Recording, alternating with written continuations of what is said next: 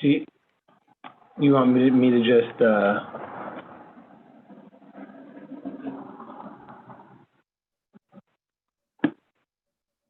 We are now streaming live on YouTube. great.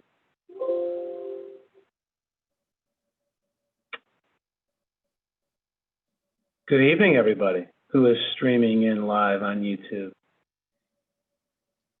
That's it, Ryan? Yeah. Okay. Hi, Terry. Hello. So far, Terry, it's you, Cal, and me. Lori was just about to log in. Okay.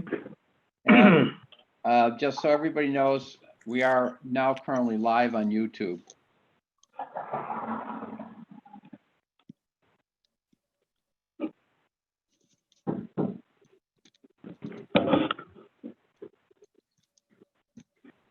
Okay.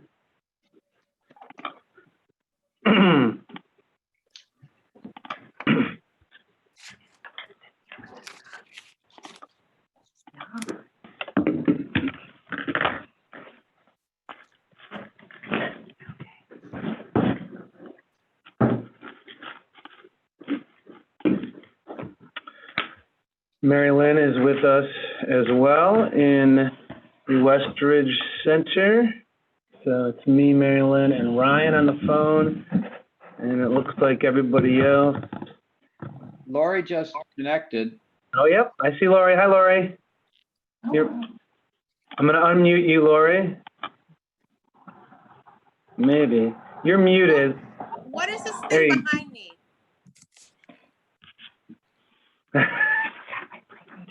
What is that? Is that bad, you guys? Did you put that there? No, it just automatically popped up. What is it? Mickey ears. What? I For real? don't know what it is. Some sort of background. How do you get rid of it? It looks like sandals, like slide sandals. I think it says Google Slides behind you. So How do you take it off? if you go to if you see where it says stop video, Yeah. and then a little arrow on the top right corner there, if you click on it, it should say choose virtual background. And then I think you should just choose none. What got the? it. Yeah, I don't have any. I could see it. All right, and you could choose none. Is that better? Oh, Yeah, I now we can see it. And by the way, tired. Perfect. yes, no, that's very good. And just by the way, as I was saying, just before you came on, that we have been streaming live on YouTube. So that all of your Highland Park friends will have seen you with Mickey in the background now. Thanks for showing me Hello? how to get that thing off. So, Okay. Is that without you? well, we're waiting for Okay. Brian. Okay, cool. Bye-bye. Brian Kaplan just called. He's logging in right now. Okay, so we'll wait a moment or two.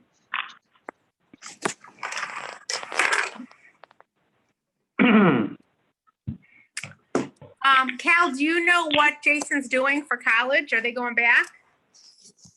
Yeah, he signed the lease. I think he is going back.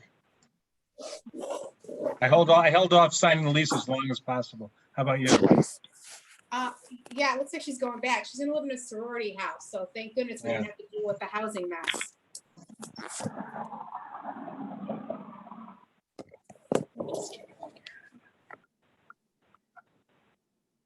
We're waiting for Brian Kaplan.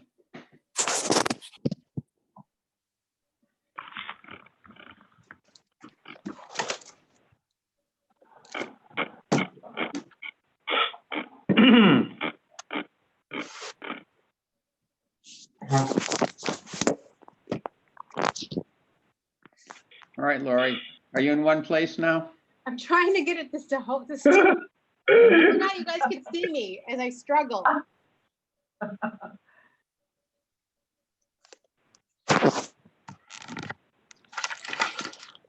You can always pause your video if you like. Yeah. There's a All right, That's all right. I think I perfect, put a star. Here we go. silhouette of, right. all right, good. Well, now that I see that Brian Kaplan is on, I'll call to order the workshop meeting of the Park District of Highland Park on Tuesday, July 14, 2020 at 6:01 PM. Roxanne, would you please call the roll? Commissioner Grossberg. Here, Oh, sorry, I went out of order. Commissioner Bernstein, Here. Commissioner Flores Weiskopf, Here.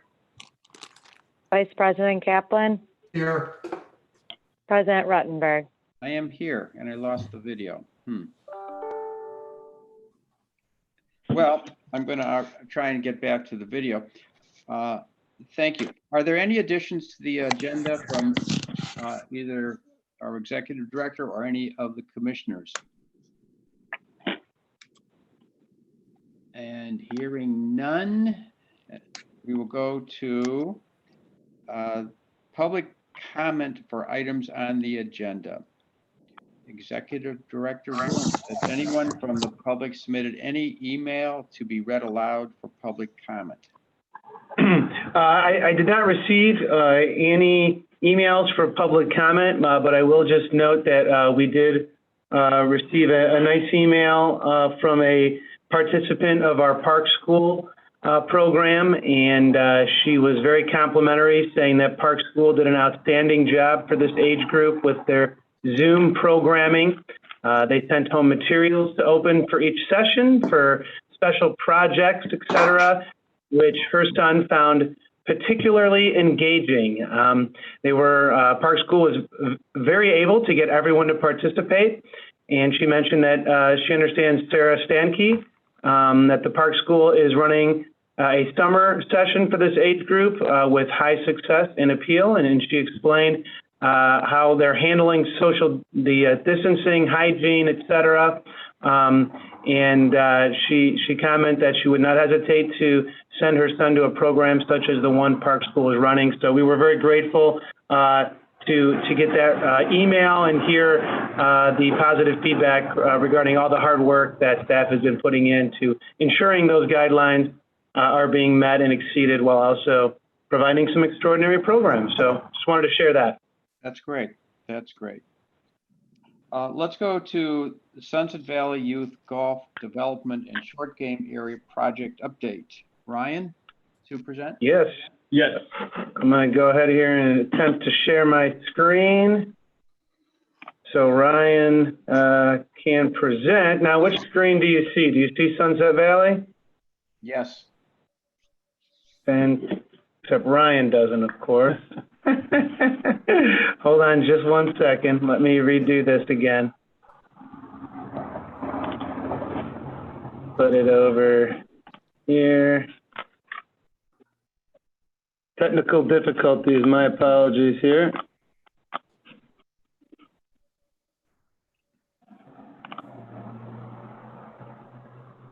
We now see the levels of leadership. Oh, yeah. Let's pause share for just 1 second. And I will get... No, we don't want that. Oh, we might. All right, here we go. Got it up again. I think we want it on this screen.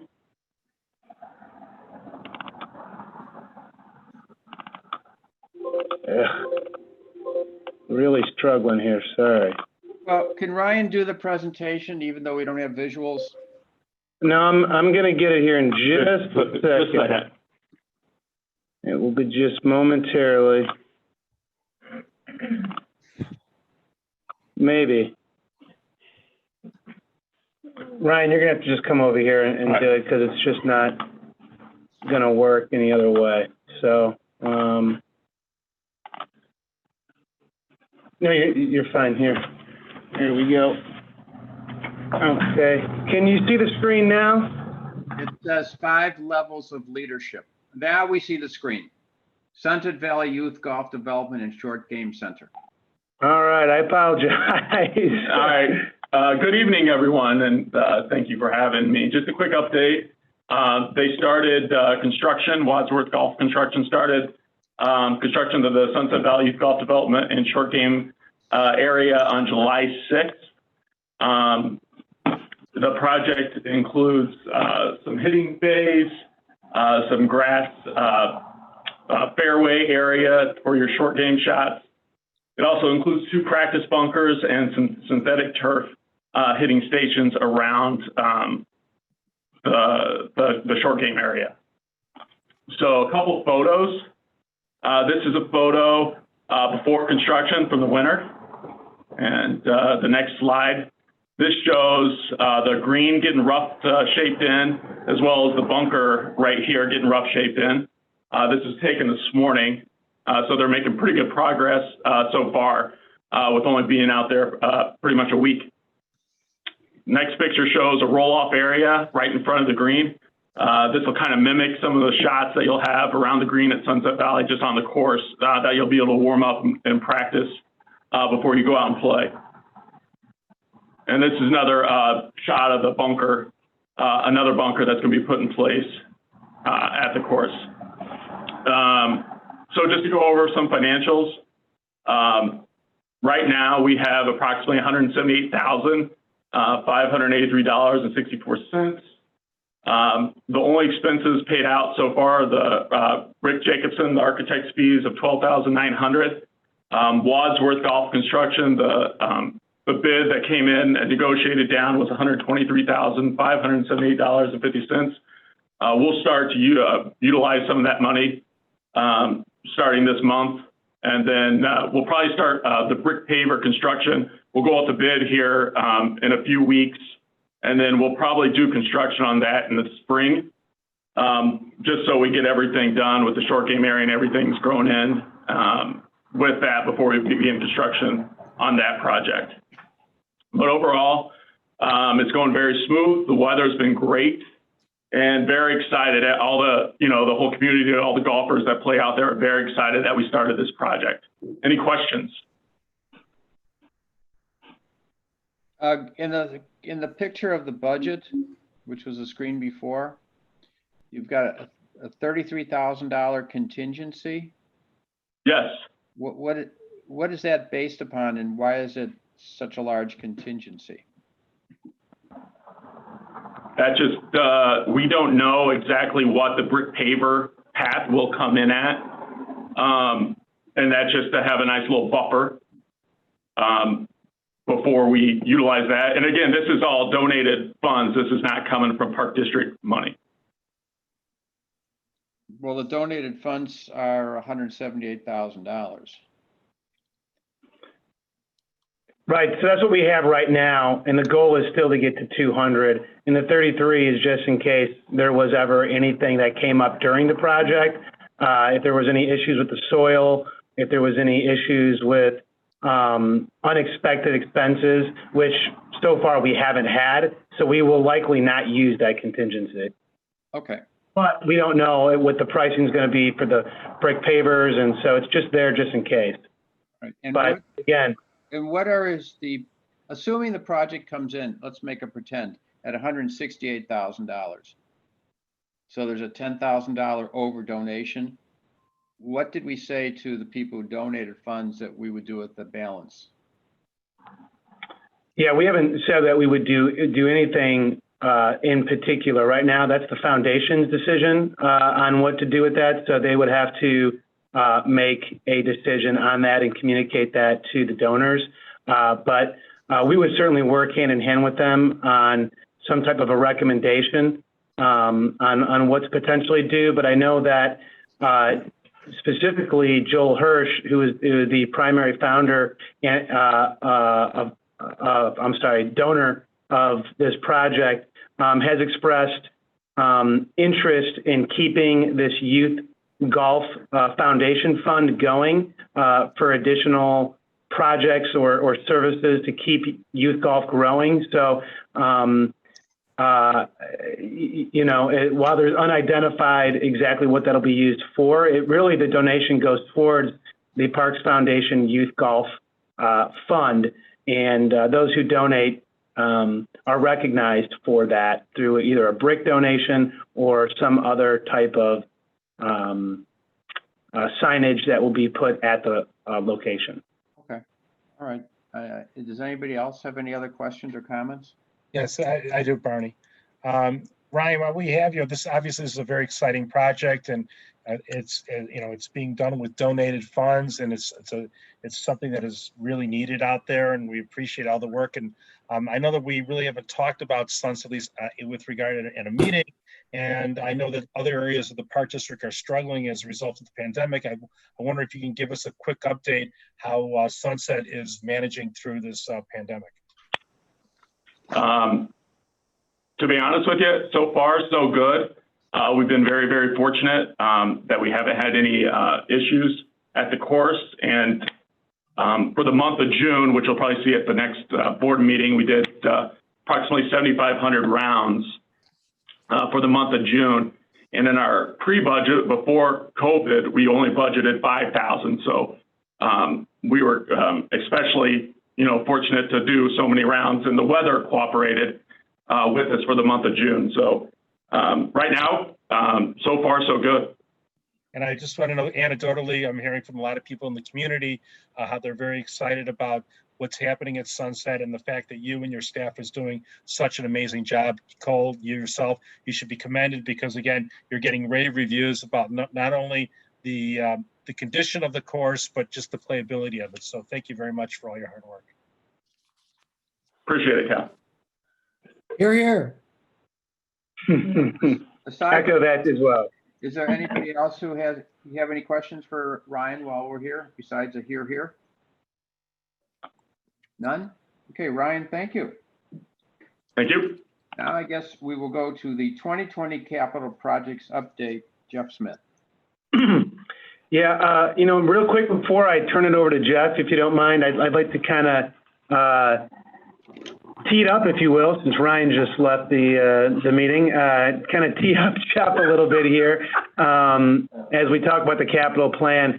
I just want to provide some perspective as to why we've chosen to present information regarding the Park District's capital plan, as well as the funding to support capital projects in the chosen format that you received in your board packet and that staff will be presenting on this evening.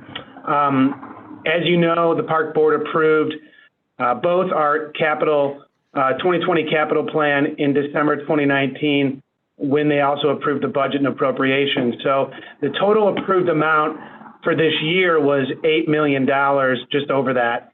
And that included significant projects such as Centennial Ice Arena compressor replacement, construction of the preserve, and Rosewood Beach Protection Project.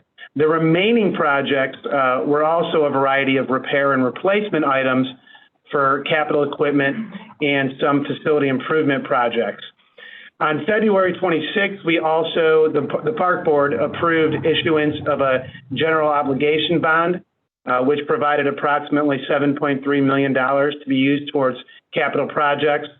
And those were to go towards a variety of, again, capital repair and replacement, and some projects such as Sunset Woods Playground, some Westridge Center repairs, and continued shoreline protection at Rosewood.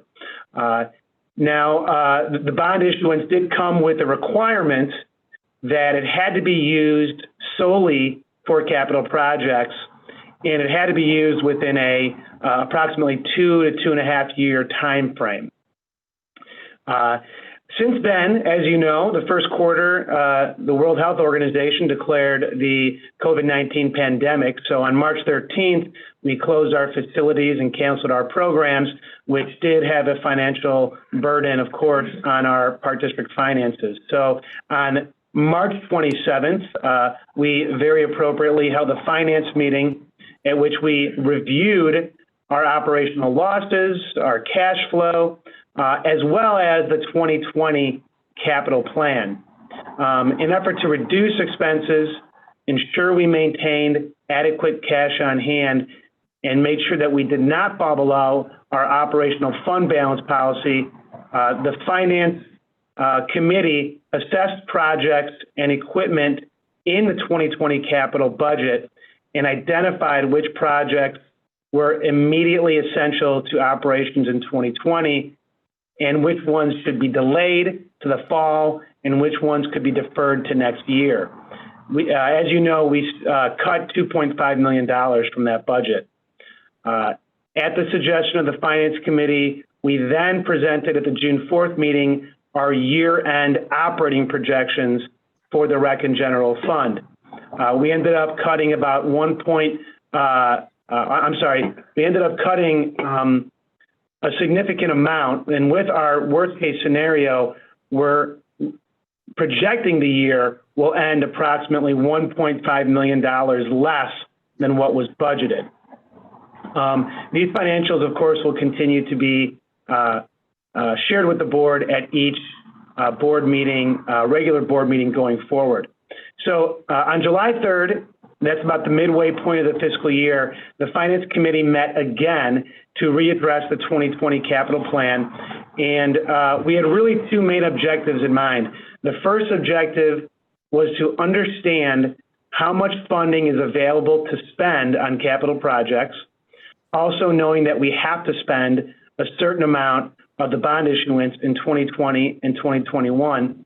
And the second objective was that we created a new system for categorizing capital projects to help determine which projects should be prioritized in 2020 and 2021.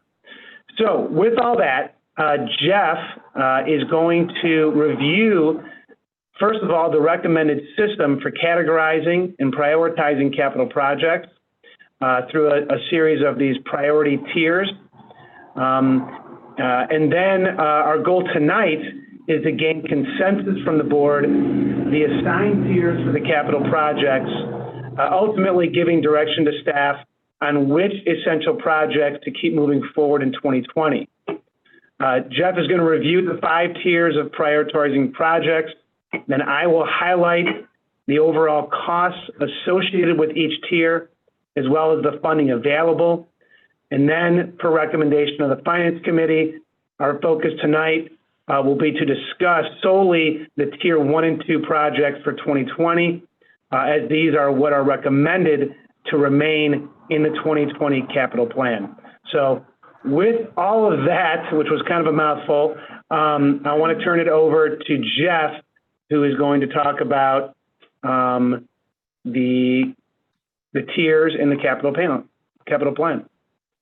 All right, thank you very much. Can you see the presentation on the screen?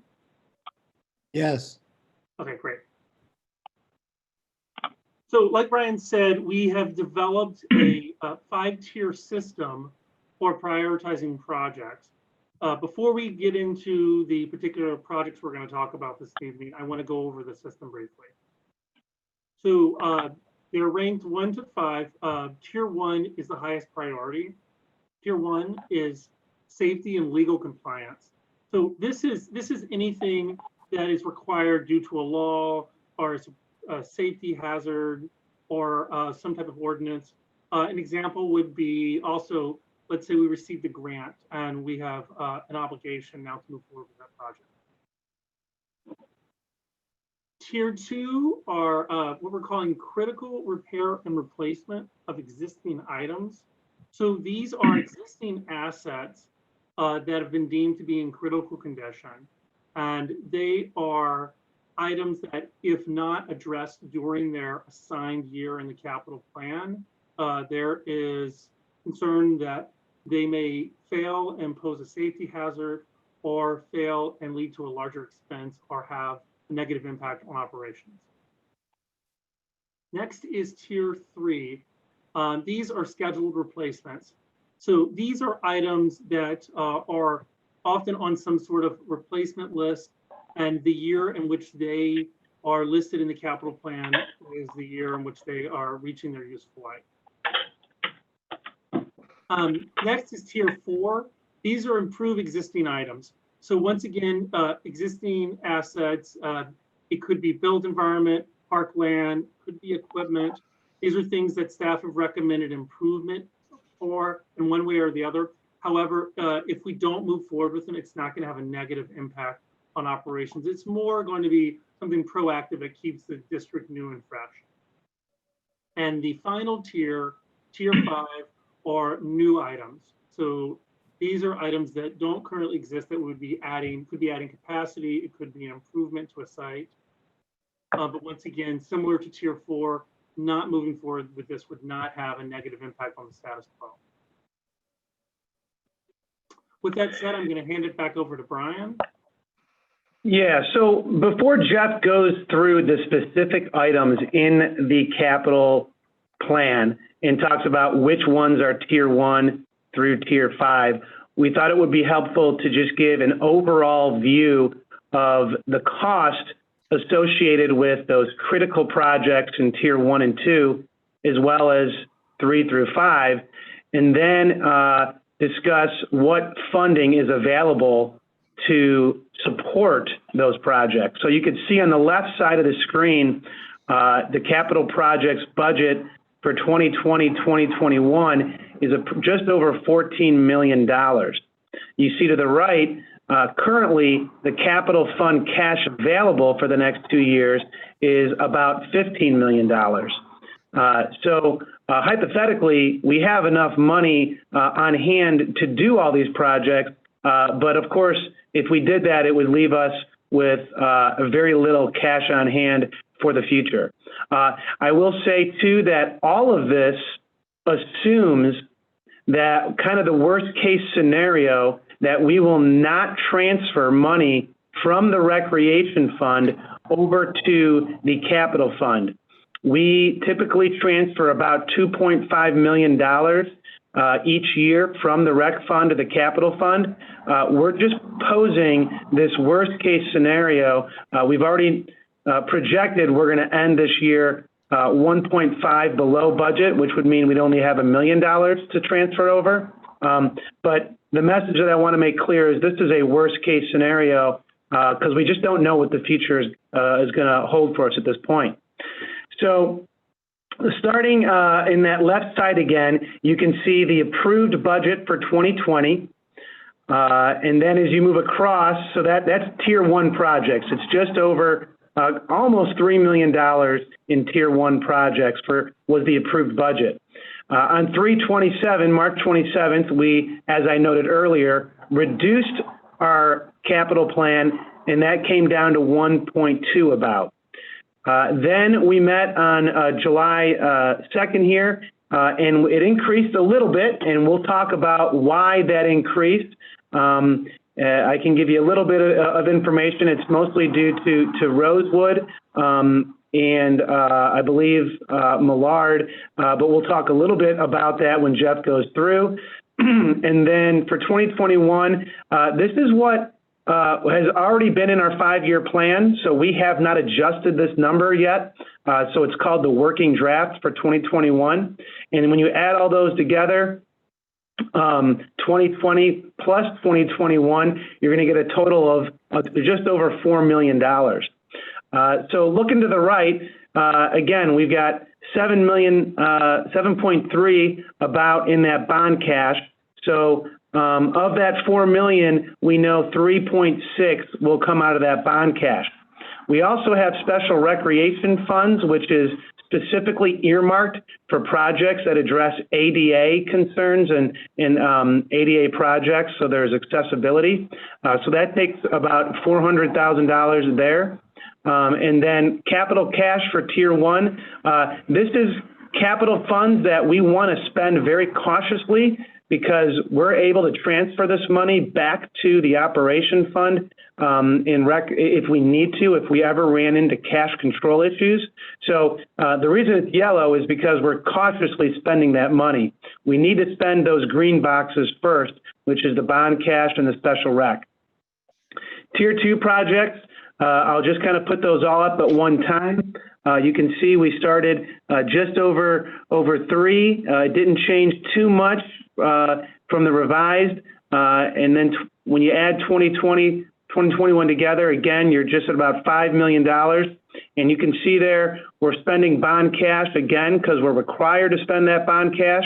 And we're spending the special rec cash as it's appropriate. And then we do need to start dipping into our capital cash with some of those tier 2 projects.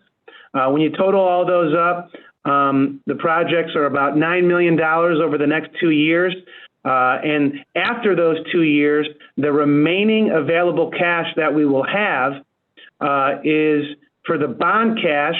We will have spent it all, which was our goal, to spend it all by the end of 2020 per our requirement. And we will still have some special recreation fund money available, which we can use for tier 3 through 5 projects. And we, of course, have some capital cash available. So just those are the most important ones that we're going to focus on today, but I will just briefly go through tier 3 and beyond. So Jeff will put those up there relatively quickly. Tier 3 projects, these are those scheduled replacement projects. You can see there, it's about $1 million for the next 2 years. That will all come out of capital cash. We do recommend doing those because they're scheduled, but we have a little bit more flexibility in deciding whether or not to do them or to defer them based on our cash situation.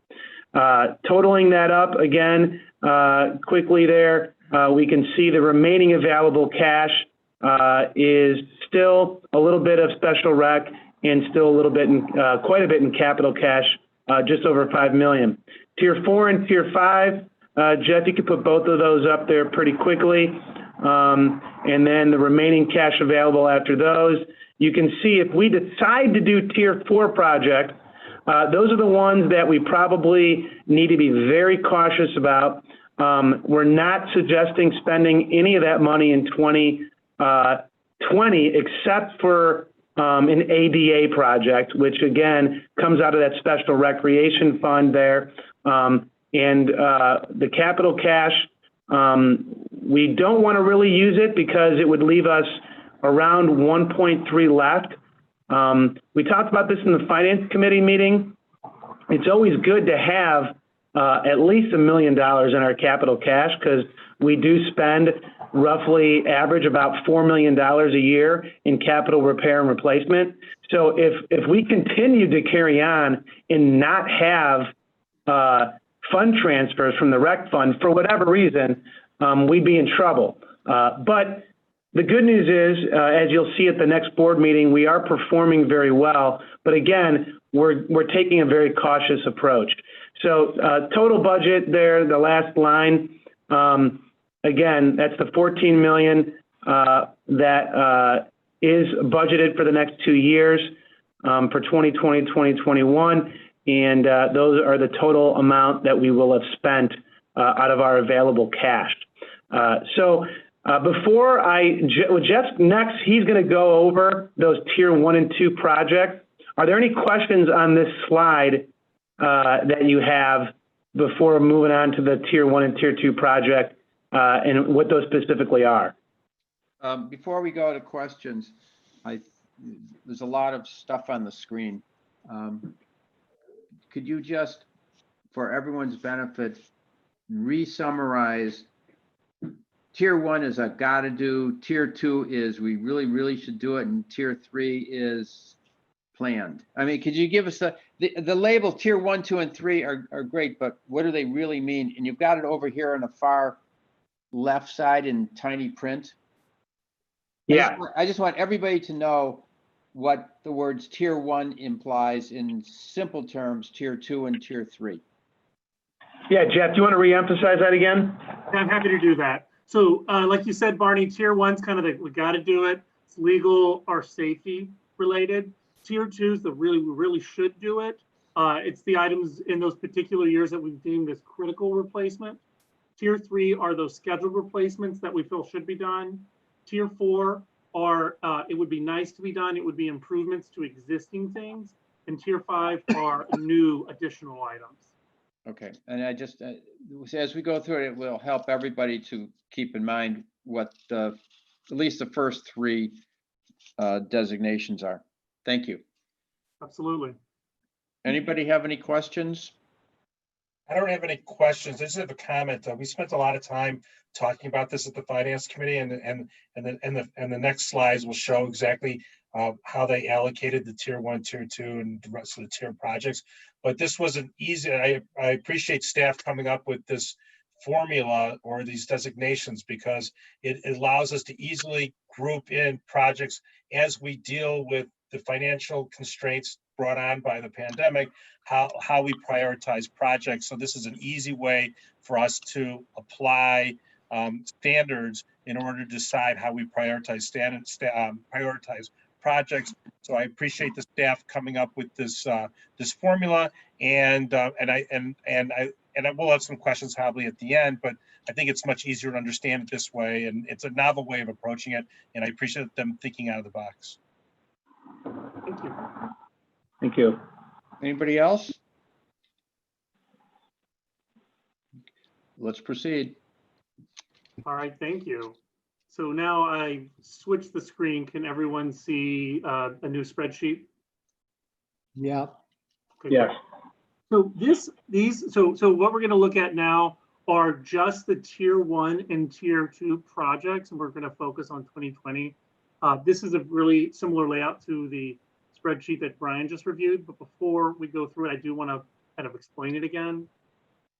So column B is the particular project. Well, column A, I'm sorry, are the subject areas. The kind of categories are the areas. Column B are the particular projects. Column C is the 2020 approved budget amount. And then column D are those adjusted amounts that came out of the early discussions in March in the Finance Committee meeting. And then column E was the recommendations that came out of the July 2nd Finance Committee meetings. And then column F, like Brian said, it's our working draft budget for 2021. Really not the focus of the discussion tonight, but it's there for reference. And then column G gives you the tiers, the tier 1 or tier 2 project. I do want to walk through these, but I wasn't planning on touching on every item, so I do want to highlight a few, but please jump in, ask questions if there's a particular item I haven't talked about that you do have a question about. So I will start with the district-wide annual portion here, line 2, which is master plan project planning. You'll see we're continuing to recommend to utilize those funds this year. And at this point, the majority of those funds will likely go toward the Rosewood Beach Boardwalk investigation and any additional steps that come out of that work. And I will say, quick update on that project. We met with Smith Group on site today to continue that review, and hopefully they will have some information for us back relatively soon. And then line 5, which is the ADA path improvements. You'll notice here that there was not money budgeted in the original budget, but we do have dollars recommended. So this is due to the changes that have been made in the budgets. Some ADA fund or special rec fund, I should say, dollars have become available. This is a project to improve some paths and some parks to make them ADA compliant. And then there are no more questions there. I'm going to move past the technology section, past the parks equipment to Moraine Park. So for Moraine Park, the path repair here, this is the path that goes down to the dog beach that failed and is currently closed. So as you'll see in column C, we had money to actually complete the project this year. Column D represents work that had been done. We've brought this up to a concept design for the project. And then in column E, you'll see an increase here, about $30,000. And that is staff is recommending moving to the next phase of that project, which is detailed design and construction documents. And that is, we would basically need to do that work this year in order to do construction next year. Construction next year would likely, if we move the schedule, could happen summer of next year, which would allow the dog beach to reopen for a portion of next year. If we deferred this work, this detailed design and construction documents, then it's unlikely that any construction could occur next year. Now, I will say, as Brian mentioned, we're looking for consensus from the board tonight to move forward with projects like this. However, doing so is not going to approve this project. We would, if we were given the green light to proceed with this particular project, the next step would be for staff to return to a board meeting to present on the concept plan and seek approval for the contract for this next phase. Well, Jeff, I'm going to interrupt. I don't think we've seen the concept plan. You have not yet, that's correct. I think before I would say I like column E, I'd like to see what the concept plan is. Okay. And I can't speak for the others, but I would think we should share that. Yeah, absolutely. I think that was Jeff's comment where he said if the board were to say they'd like to see the concept plan, then we would leave it in for now, bring it to the board, and then seek approval. And if it wasn't approved at that time, we would then take it out at that time. So we Sure. can certainly do that. Sure. I think it's safe to say that the board should see the concept plans for everything as they're still in concept stage, because it might help us as we move along. All right, proceeding. All right, thank you. So for Rosewood Beach, the second item here, line 15, is the revetment. This is where there's where we've got the significant increase from column D to column E, the total. It comes from here. You'll notice in column D, there was a much smaller amount, and now we have $800,000. This is money that was budgeted. It was originally budgeted in 2021 for this revetment work. At this point, we've moved it to 2020. We're not certain at this point whether we'll be prepared or we will be recommending to actually complete the revetment work this year, but we've put it in there because there is certainly a possibility. This is the work that Smith Group is currently under contract to complete the construction documents on. Can I ask you a quick question? Yes, please. The video's covering the right side of my screen. So are Rosewood Beach and Rosewood Park improvements tier 1 or tier 2? Rosewood Beach are tier 1, Rosewood Park is tier 2. All right. Ryan, you can move that too. If you click the single line above it, it'll go flat. Single line.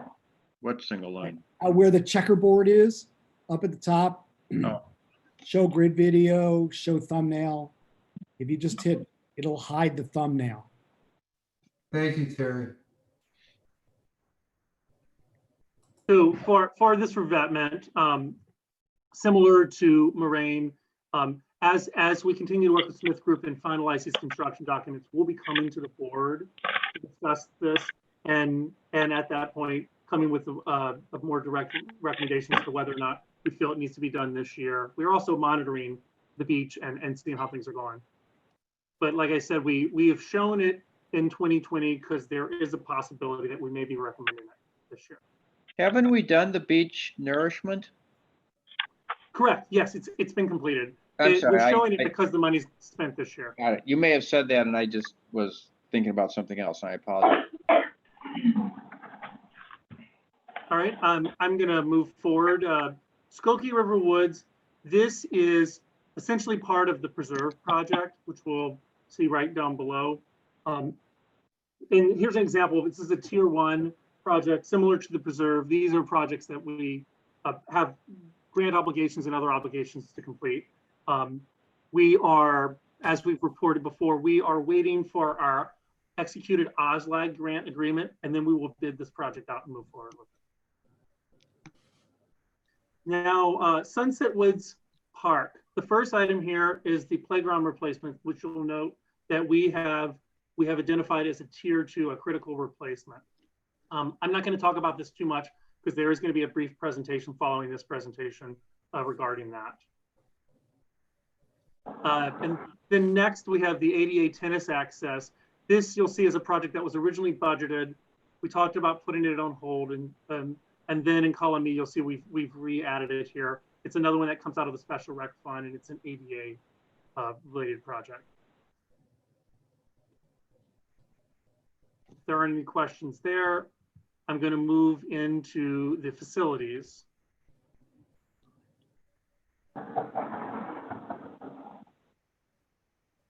And Centennial, we have HVAC replacement and compressor replacement, which are both projects that are underway right now.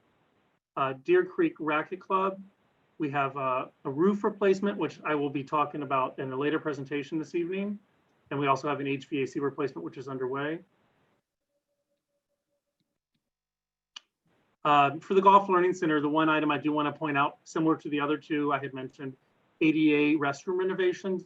These are from the special rec fund dollars. This would be making the restrooms at that facility ADA accessible.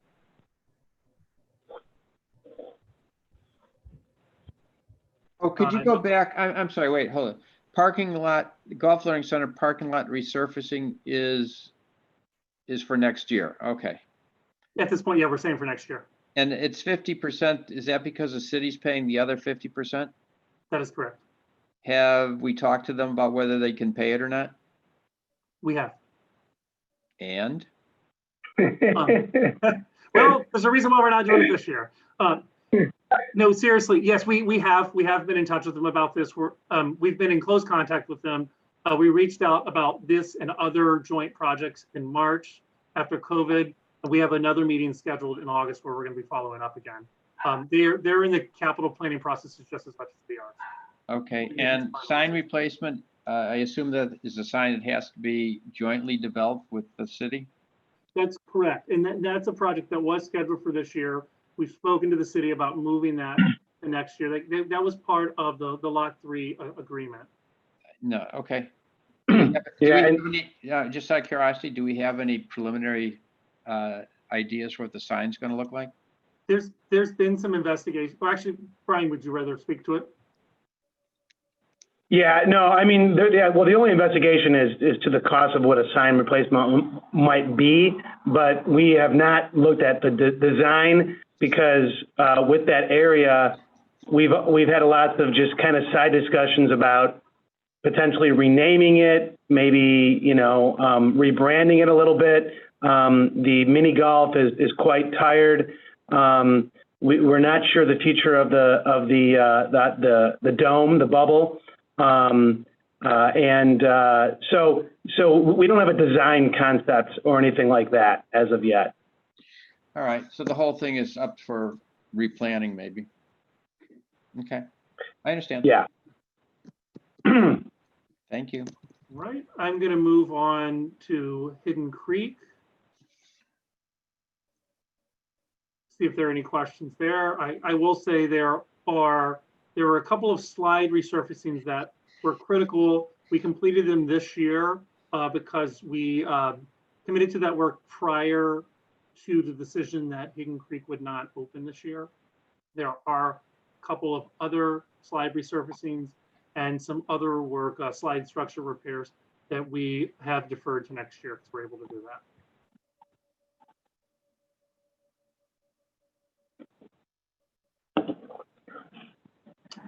The rec center, we have a roof repair I'll talk about in a little bit. And we also, the pool shell replacement, this was the emergency replacement project that was recently approved by the board. And then lastly, we have Sunset Valley and also West Ridge. If anybody has any questions about those.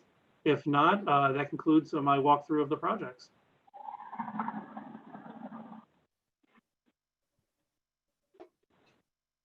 Why does the Walk Green mowers lease for Sunset Valley decrease in cost? It did not. No, that could be a typo. Well, that's for 2021. It's the end of the lease. It's the last year of the lease. There you go.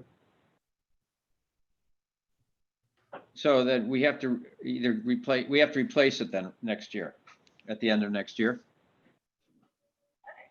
I want to say it's a capital lease and we get to keep it. I don't know, is that not true? Okay, hold on. No, we'll either get rid of them or we can just buy it out for a cost. Okay. Next year. Well, if we decide to keep it. Well, yeah, if we have $11,000 of lease rent to pay, And if we want to keep it, it seems like maybe we go to them sooner rather than later and see if we can get a better deal. Sure, I can get a price. Thank you. All right, thank you very much. Any other questions? No, I think this is very helpful doing it this way. And I know that we've deferred discussion about our tier 3, 4, and 5 projects. So I look forward to having that. But I think this is a clear and concise way for us to prioritize and understand what we need to do over the next 2 years. So thank you very much for putting this together. Thank you. Yeah, no, I think this is a good format. And you know, the only thing that keeps coming back is I know that we've already spent some of the money in D and E. So it gets a little confusing on that, but are committed to it. So I understand though. I think that's a little aspect we should understand as we go through these, but this is a good way of presenting it.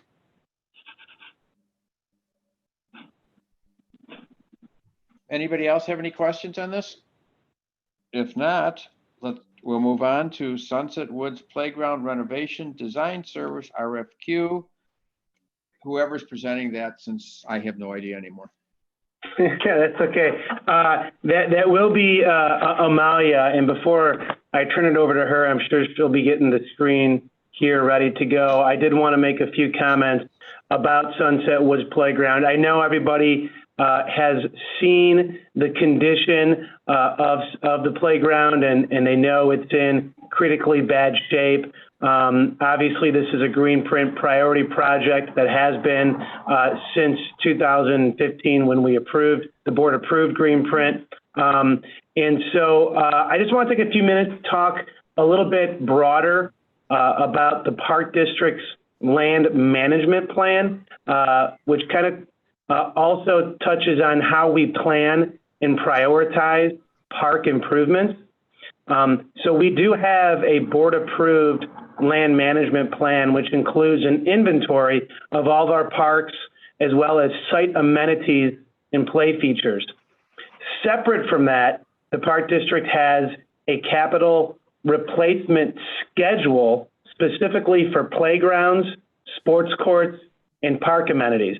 So this reaches out far further than our 5-year capital plan. It's the replacement schedule for all of our park playgrounds, et cetera.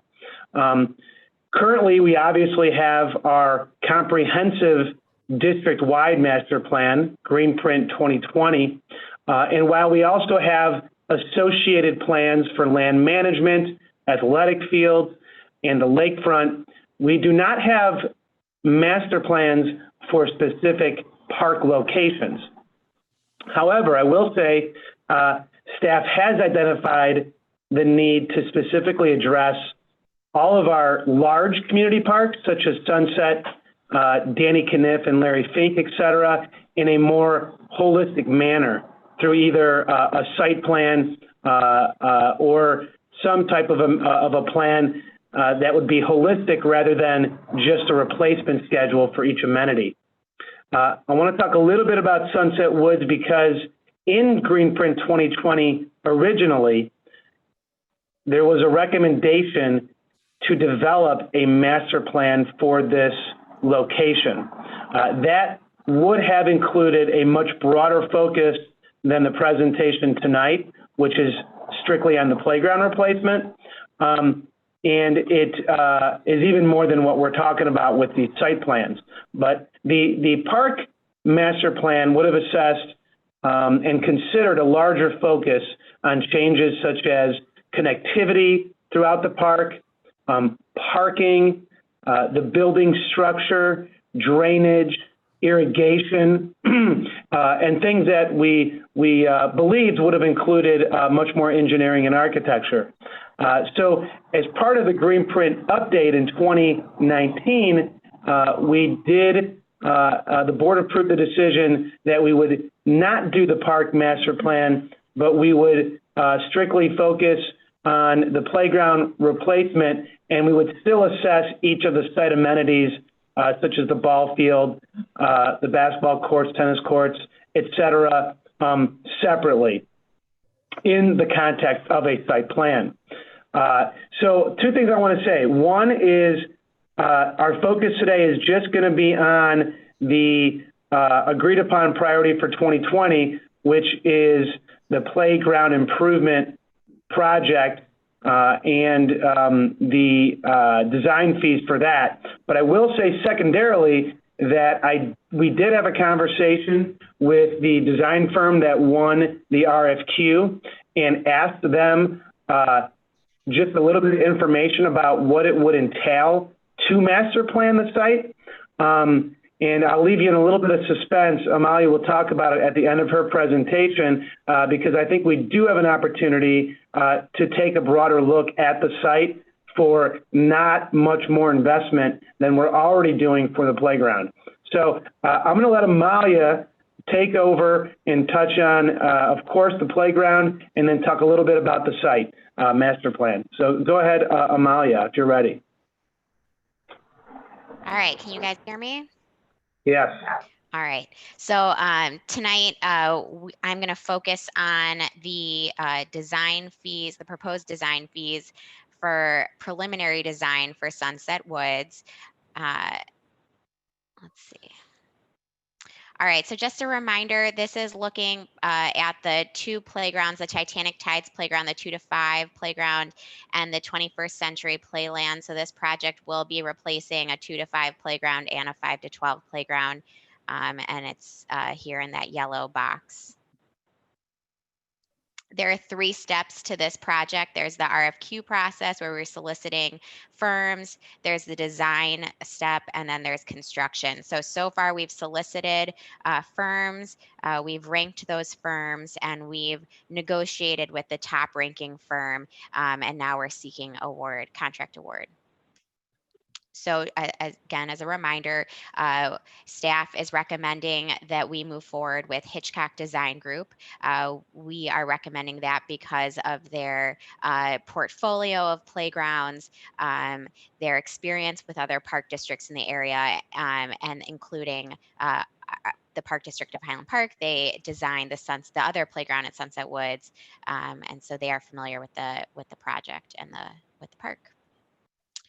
So here's the project budget. So today, again, I am focusing on preliminary design costs, which are $37,600. So that would be the contract that we would be moving forward with Hitchcock Design Group at this point.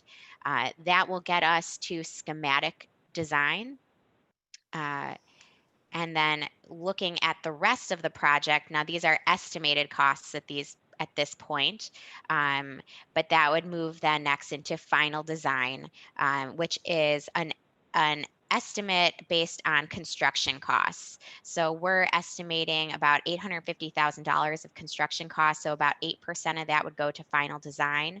And then there's an optional service for geotechnical services, which will have a better sense of whether we're going to pursue that as we get further into design. So we've included in here. And then the construction estimated budget.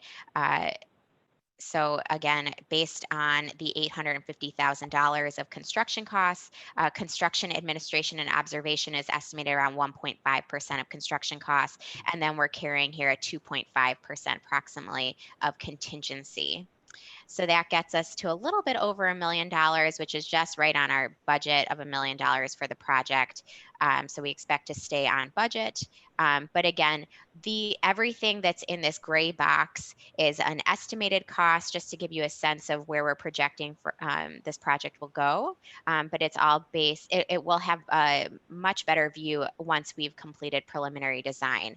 So that will be what we are asking for the board for the contract, the first contract with Hitchcock Design Group, and that's $37,600. Amalia? Yeah, and I'm going to go into timeline just next. Oh, thank you. You used a term, I just want to understand. Preliminary design, basically, what does that mean? What do we get? Sure.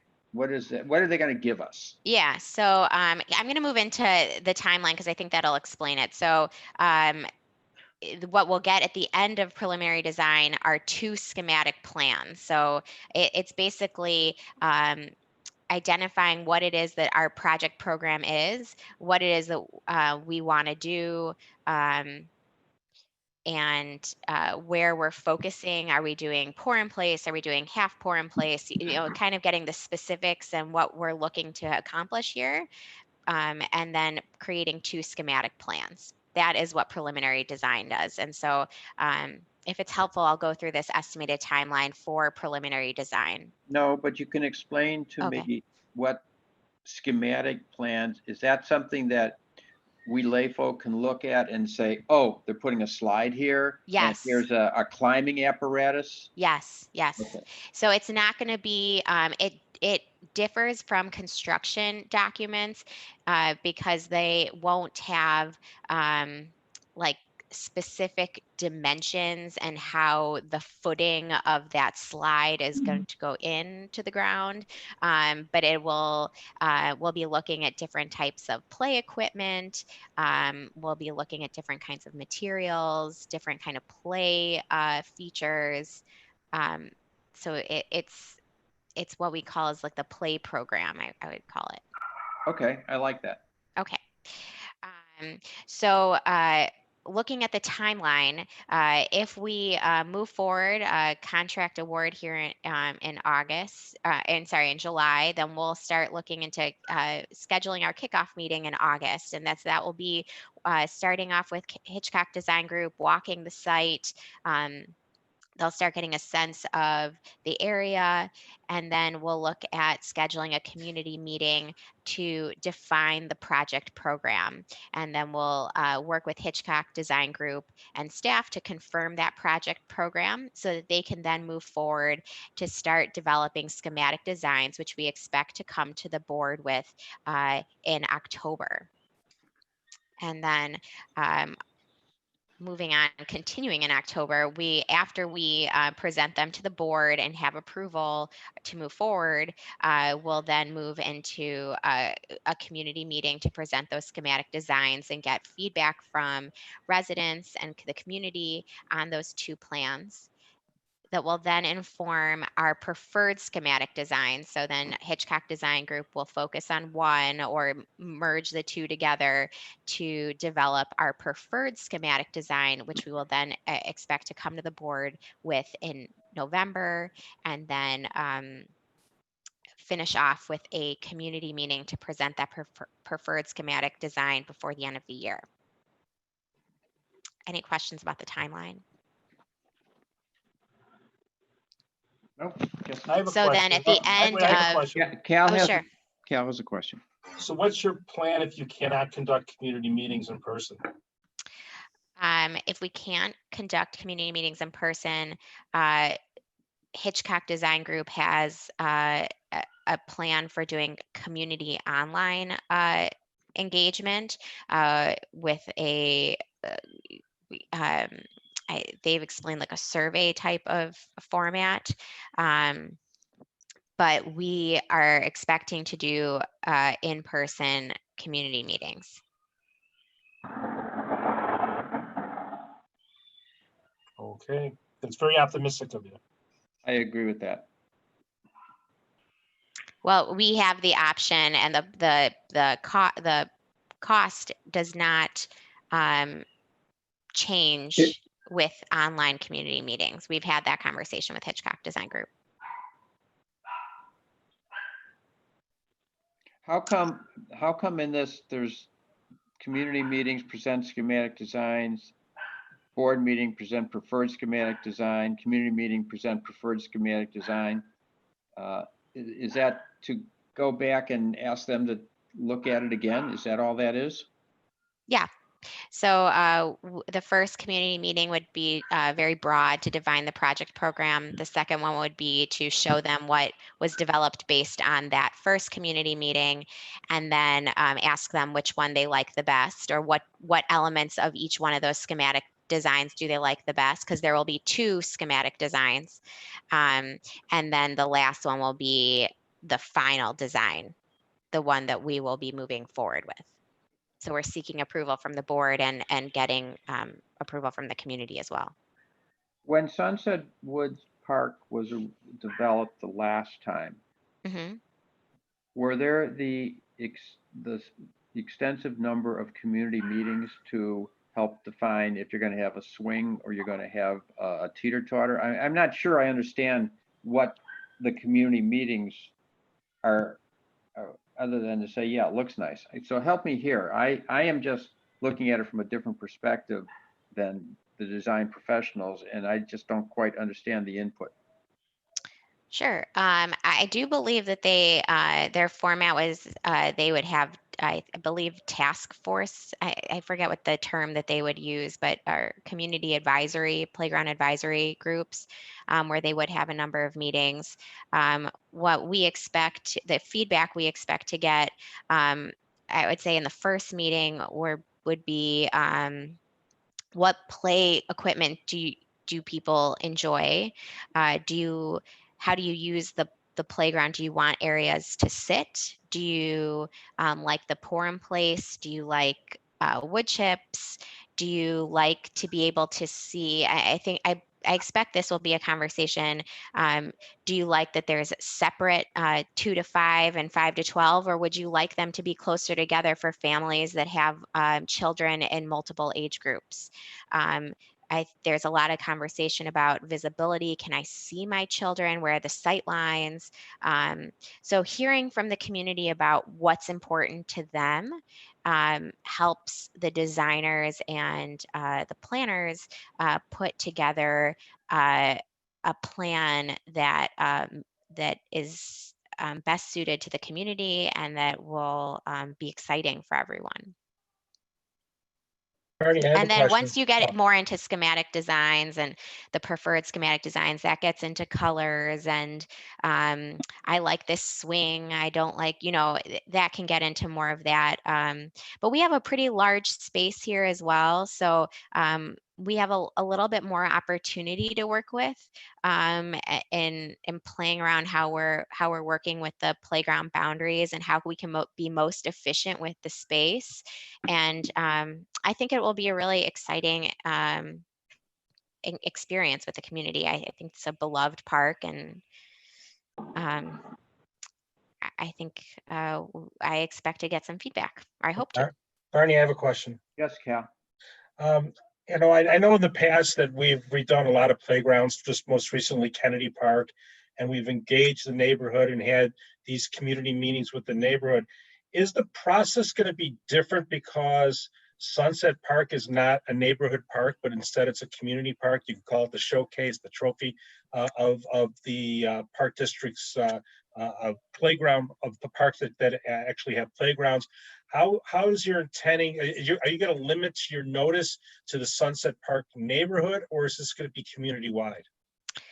That's a great question. Because it's a community wide park, I would expect that we do a little bit more advertising for this.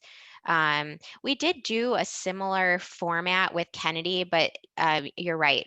We limited the notices for those meetings to a boundary, a use boundary, since that's a neighborhood park. But we did do a similar. We had a initial meeting, then we showed them 2 different plans, 2 different ideas of playground equipment, and then we ended by showing them the final plan. So we're staying with a similar format, but yes, because this is a community park, we will be advertising more widely. Well, let's move on. That actually is all I have. So if there aren't any other questions, I will stop sharing my screen and pass it on. Yeah. Are there any other questions specifically about the design services agreement? And then we can touch a little bit on the expanded the conversation we had regarding the master plan concept for the site. Yeah, sorry, I'm leaving you guys all in suspense. If there aren't any other questions, I'll just move on to that. Okay, so we did talk with Hitchcock Design Group regarding the larger master plan, looking at Sunset Woods as a whole. And they did share that there is a cost effectiveness to merging these two projects together, because we can build upon the community engagement. We can merge those two efforts together. So they are ballparking, and we can look to them to put together a more formal proposal, but somewhere in the $10,000 to $15,000. And if Jeff or Brian, if I misquoted that, please chime in. No, I think that's pretty accurate. I mean, he wasn't real sure based on the scope exactly of what we want. You know, first he said 15 to 20,000, but he'll send a proposal, or he'll work with us to put a proposal together for review. And then he said, but considering we're already doing a lot of these things for you with this project, it might be 10 to 15. And quite honestly, we were pretty surprised by that number. That thought that was relatively a very low investment in what could be potentially a significant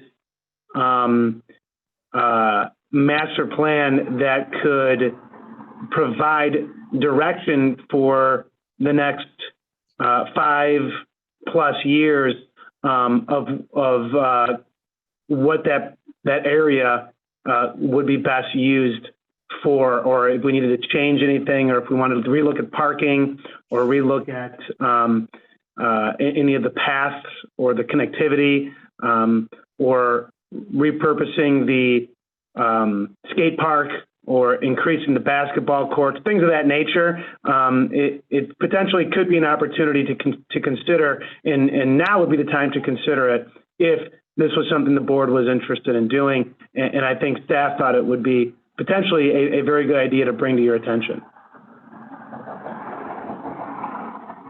From my perspective, given that this is, one of our most highly used and significant parks, I would welcome the additional overview from a design professional as to how it can work better, how it can be improved.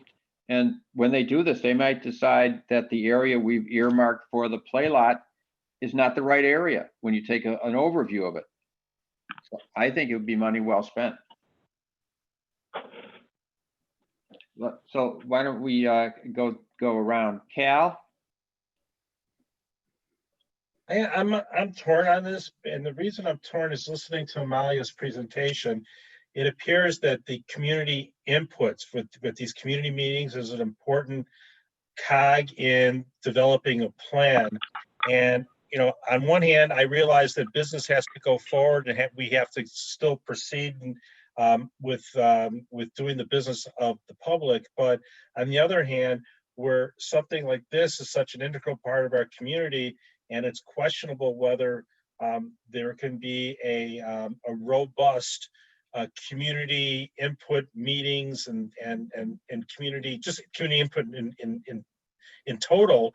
I'm concerned that we may not be able to obtain the data that we're going to need in order to develop a plan. I mean, it's obvious that something has to be done there, and it's obvious that that is a worthwhile project, and that this is we said, this is a significant park in Highland Park, and this is where it's a destination park. People don't just own the neighborhood use it, the entire community goes there, and whether it's riding a bike or driving a car or whatever, to access these parks. And I just want to make sure that we access the information that we're going to need in order to make pretty important decisions, because again, just like when we did Sunset Valley, we only get one chance at this, and this is going to last a long time.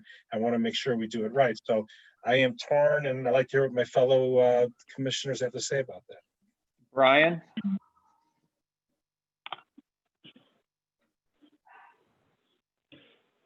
Brian Kaplan. Sorry, the screen was covering my mute button. Yeah, I don't know where it is on mine either right now. you know, when we last had this meeting, I think we need to move forward with this. We'll jump on what Cal said, that this is our park. This is our main park. This is our destination park. If we're gonna do this, we need to do it right. I think we move forward. Jerry? I agree. And yeah, picking up on what Cal said, obviously we have to do our research smartly, but I think, you know, from what I've seen of the research we've done about the preserve and other places like that, I think you guys will be able to get it done. So I want to move forward with this. Lori?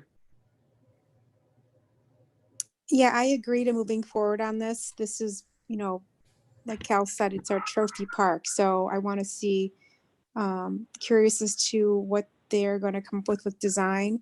I definitely would just warn that keep it kind of classic with some new features, but I think if it's broke, don't fix it. Obviously the rocket ship and some other things, but I'm excited about this project. Excellent. I think then the consensus is that we basically are saying go with the enhanced product when we get the proposal, 10, 15,000 plus minus is worth the additional funding, so we get an overview of the Sunset Woods Park. Yeah, we will bring the proposal in its entirety to the next board meeting for approval. And if there's any questioning or commenting, obviously, in the meantime, we're at that meeting. We can have further discussion, but we will bring that in the entirety to the next board meeting then. Great. Okay. Malia, thank you. Thank you.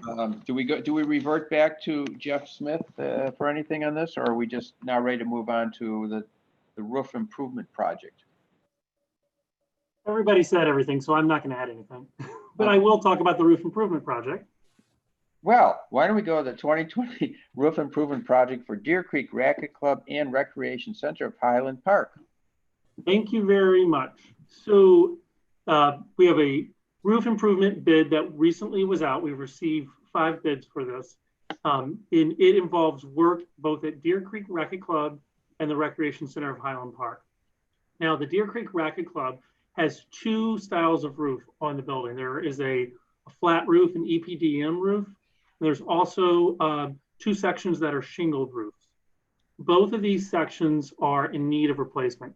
Now, this is a scheduled replacement that came up this year, and it's one that we've deemed as critical as tier 2 due to numerous issues. It has been leaking. It leaks in the courts. It leaks in the lobby area. There's some ice damming.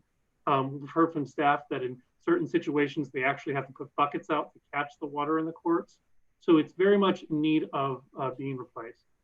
The other portion of this project addresses some issues at the recreation center.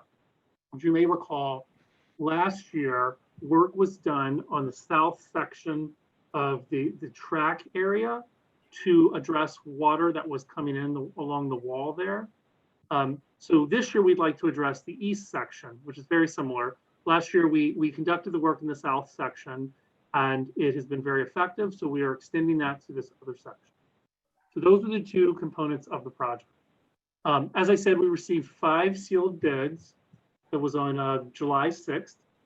And the low bid came from Top Roofing out of Wheaton, Illinois. We've checked references on this company, which are favorable. This company also has experience working with park districts, and we are confident that they meet all the requirements of the qualifications of the project.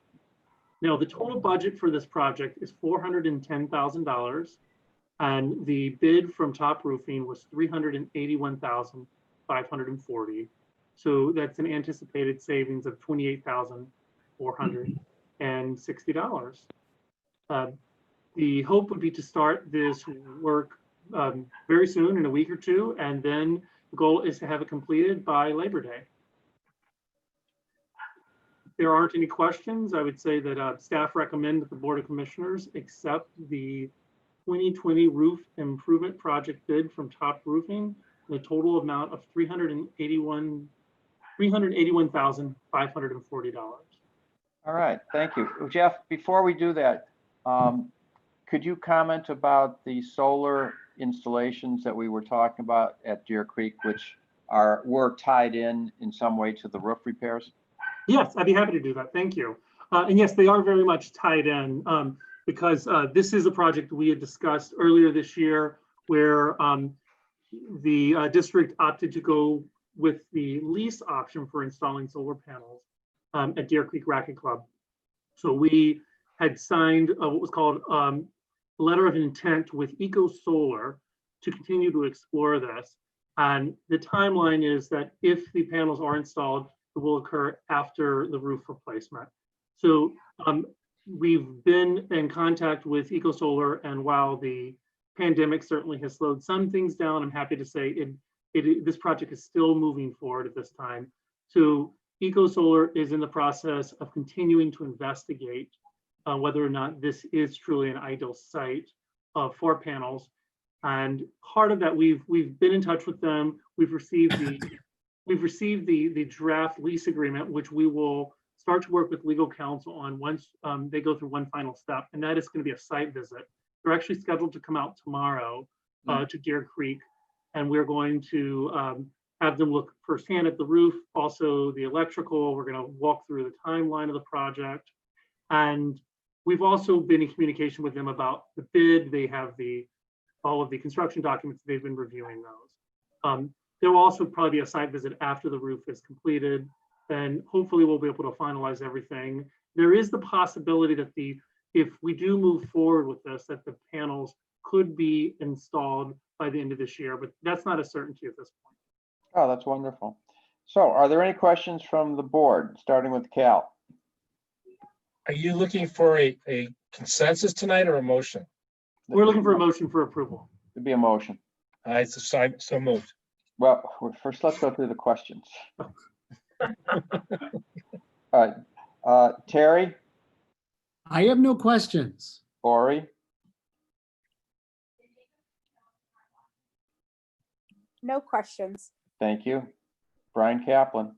No questions. All right. Is there a motion to approve the 2020 roof improvement project bid for Deer Creek Racquet Club and the Recreation Center of Highland Park? So moved. Second. All right. Is there any discussion on the motion? If none, Roxanne, please call the roll. Commissioner Bernstein, Aye. Commissioner Grossberg, Yes. Commissioner Flor-Slyskoff, Aye. Vice President Kaplan, Yes. and President Rottenberg. Yes, the motion carries. Thank you. Thank you. COVID-19 emergency operations planning update. I will take that one, Marty. Thank you. Thank you. So between the time the park board last met in June and today, as you know, the state of Illinois transitioned into phase 4 of the Restore Illinois plan, releasing specific guidelines related to the operation of programs and services for Parks and Recreation. This included the opening of our playgrounds, increased capacity for outdoor congregating, as well as the ability to open indoor spaces for activities such as fitness. Consistent with our approach throughout the pandemic, the Park District has been following a very detailed emergency response plan, which addresses Park District finances, strategic efforts for the delivery of programs and services, and primary to all of this, the health and safety of our community and staff. Therefore, before I provide a few updates on the past 2 weeks of programs and services, I do want to sort of give a brief public service announcement in that every decision we are making begins with safety. Staff has developed an employee return to work document, as well as a facility reopening manual. That's for indoor and outdoors, and it clearly outlines our safety protocol and guidelines which meet and in many cases exceed state guidelines. I really can't be more grateful and impressed with the attention to detail that our staff has put into preparing and implementing these guidelines district-wide. And at the same time, I can't be more alarmed with how overwhelming the challenges are that our staff are facing with the implementation of these guidelines. Specifically, we're facing some very serious challenges at our lakefront properties. And I want to talk a little bit about that this evening. The combination of pool closures across the North Shore and including beach closures in the city of Chicago, as well as some factors such as unemployment rates with our young population or even families in the area. There's people working from home, and there is, in addition to this, significantly increased demand for outdoor recreation. Because of all this, our beaches have become highly desirable to both residents and non-residents of all ages. And people are literally flocking to all of our beaches in proportions that we have never experienced before. In some ways, this may seem exciting to know how valued and treasured our lakefront property is, but the overwhelming increase in usage has been coupled with overcrowding, uncooperative, disrespectful patrons at times. And as you can imagine, residents, especially those who live close to the lakeshore, have been very displeased, and therefore we are implementing and have implemented numerous changes that not only just address and meet the needs of our residents, but even more importantly, it ensures safety across arguably our most safety-sensitive facilities being along the lake, Michigan. So with that, I want to touch on each of our lakefront properties, starting with Rosewood Beach. At our last park board meeting, we made numerous recommendations to address overcrowding, and we implemented a non-resident season pass. That was effective on July 3rd. And since implementation, we've sold approximately 300 non-resident seasonal passes. This has generated some revenue for us, about $14,000. But more importantly, we've had extremely warm weather, and not once since we've implemented this this non-resident pass have we hit beach capacity, which means our residents have been able to safely access our swimming beach at no cost to the residents. So I'm going to move on to Park Avenue, but before I do want to see if there's any questions about Rosewood Beach or any comments. Yeah, I just have a question. So did you just say that since you implemented the non-resident pass, we have not reached capacity where we've had to shut down the beach? Correct. Oh, okay, that's great. Okay. I think you meant where we haven't had to turn away residents. Yeah, it's not shut it down, but basically stop more people from entering. Thank you, Bernie. Yeah, so eliminating the daily fee eliminated a lot of people coming for the day. It required them, so it did what we intended it to do. Okay, good, nice job. Okay, then I'll move on to Park Avenue. At Park Avenue, our greatest issues have been also access control and parking, but also enforcing no swimming. This is not a swimming beach. It's been very overcrowded, and there's been a significant lack of adhering to the rules as well as the Phase 4 guidelines. As you know, we have not had as great of a staff presence down there as we have at Rosewood Beach. And with the significant safety concerns that we have down there, we are recommending to increase the number of park ambassadors to having 2 park ambassadors between the hours of 9 a.m. to 6 p.m. on weekdays and 9 to 8 p.m. on weekends. And also, there will be one that will continue to stay through 10 p.m. on weekdays and 11 p.m. on weekends.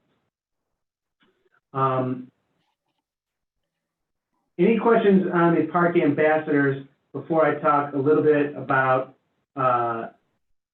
swimming down there, which is something we also considered? Well, I just want to say that I've been spending significant time down at Park Avenue, and one ambassador has a heck of a job there.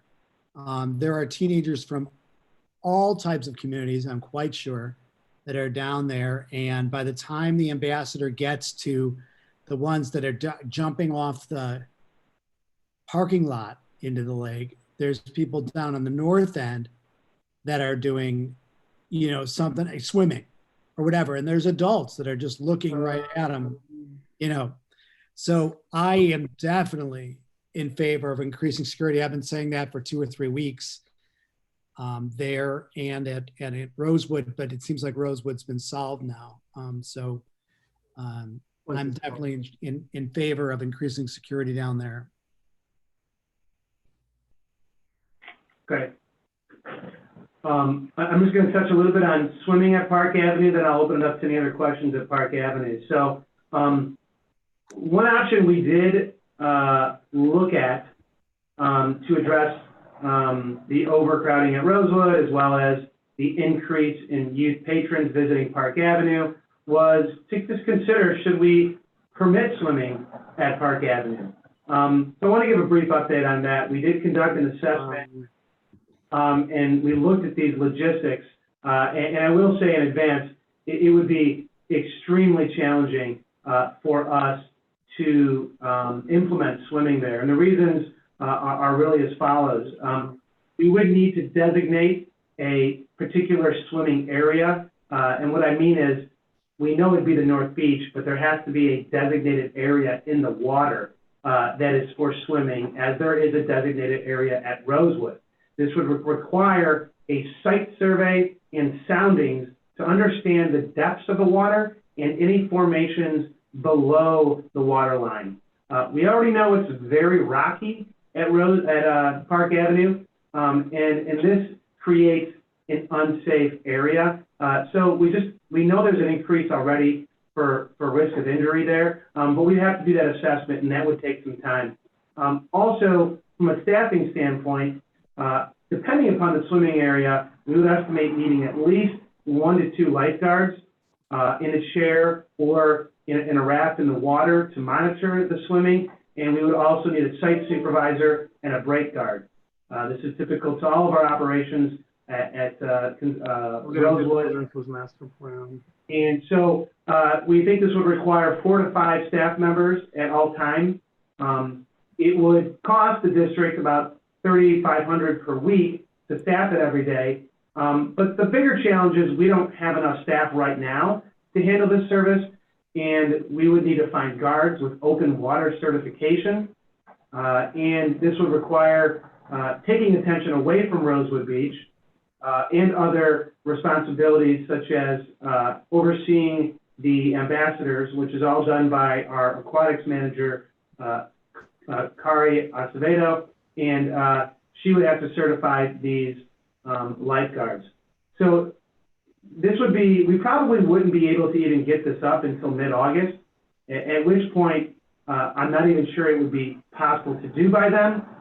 It would be a significant cost increase, and I don't know that it would be a good use of our resources.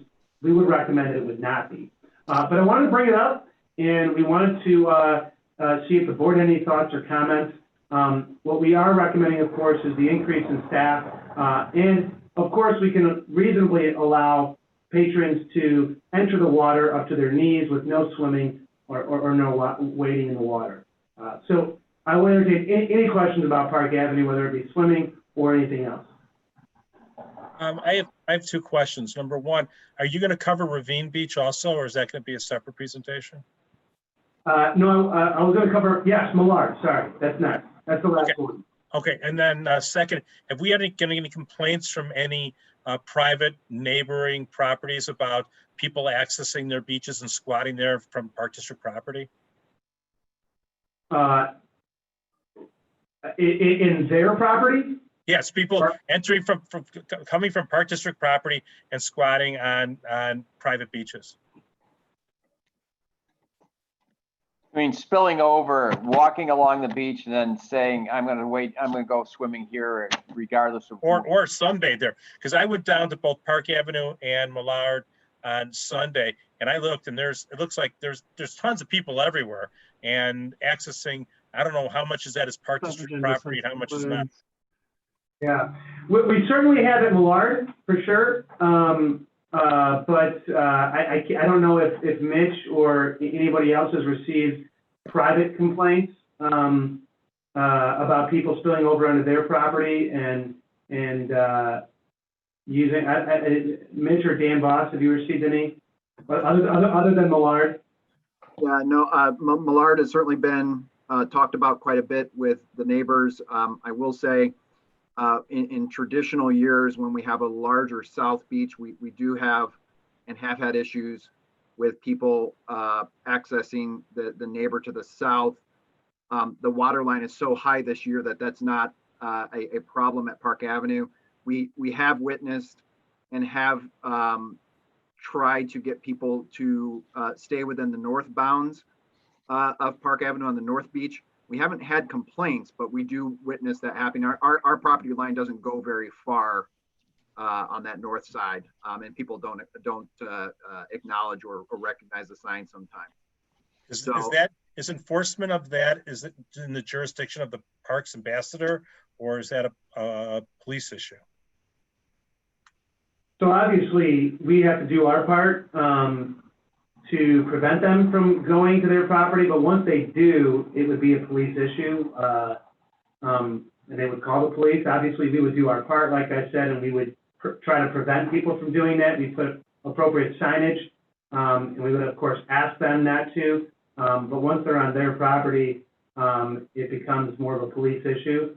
But again, we work together, but they would be, the resident would have to call the police at that point. Okay, so two things. Number one, I didn't notice any signage, so I assume it's there if you tell me it's there, but I didn't notice it. And number two, make sure the Parks Ambassadors are trained on how to deal with those situations. And that's my biggest question is, these are nice people. I've seen young men and young women, but I just see in a lot of cases, people just looking at them and just, nodding their heads and then continuing their behavior. And that concerns me. And I really don't want to cast aspersions at the ambassadors. They're in a tough position, but I've seen it. The only time I ever saw a guy be tough, it was with me. There's no doubt it's an extremely challenging job for them. And as the board knows, and no one knows more than I think Mitch and Kari, we put together this ambassador program on the fly. It was not something that we spent months preparing for. It was something that we had to respond to quickly as we were able to open the lakefront. And as these issues have increased, we, of course, recruit and screen employees and train them, but the turnaround is so quick, we're just not in a position that we'd like to be in, and it's a challenge. So there's constant oversight. I know our full-time staff is down at all the beaches 7 days a week. Kari and Jenna and Mitch and myself and other staff that I'm not naming, I know are down there every day, and it's a challenge. And they don't respect all the time us either, but it's a challenge. Can I ask about we're going to do Millard later, right? Right. Okay. Laurie or Brian? I'm good. Laurie? I don't have anything either. All right. Just as a thought, I don't know that I remember what the Park Ambassador's uniform look like. But maybe we should give some consideration to, it can't be a t-shirt and a pair of shorts, you know, gussy them up a little bit to look more official. Yeah, they're in a park polo. You know, and the hard part about that is, you know, at this point in the middle of the summer to order new apparel, you know. Yeah, but if we've got problems, we've got, you know, t-shirt stores or stores here in town that can give you a uniform shirt or something probably overnight. Yeah, they have a nice uniform shirt, but happy to share that with you if you have thoughts. But I understand you. The board has approved. And, you know, and again, my concern, by the way, for Park Avenue is something that we've talked about. There's just so many people, kids and young adults and adults who are not working, they're not at school, they're not at camps. And so it's natural that they're going to go to the beaches. And I guess part of our responsibility is to provide some type of recreational venue. So I'm just saying, what can we do to make it not a negative experience? I understand that Park Avenue, we wouldn't be able to get up and running for swimming in a logical time frame. But I guess my question is, yes, we should allow people in the water. Yes, we should allow people to congregate and make it inviting. I just don't know what steps we could do, and would look to you guys to figure it out. But let's not turn people away while we regulate them.